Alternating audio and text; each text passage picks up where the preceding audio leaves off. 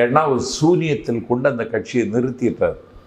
அடுத்த நகர்வு என்னதுன்னு அவருக்கு எந்த திட்டமும் போட தெரியலை, போட அவரால் முடியலை. கையாலாகாதவனாக கையிறு நிலையில் நிற்கிறார் எடப்பாடி பழனிசாமி.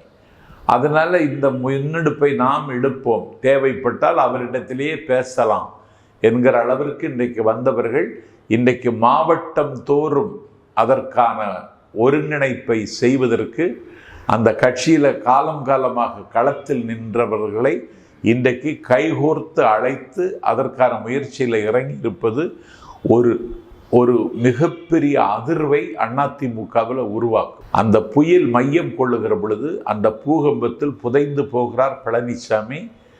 அந்த எடப்பாடி பழனிசாமி புதைந்து போகிற பொழுது அந்த இடத்திற்கு கேசி பழனிசாமி வந்தால் கூட ஆச்சரியப்படுறதுக்கு இல்லை. கேசி பழனிசாமி தலைமை வாய்ப்பு இருக்கு.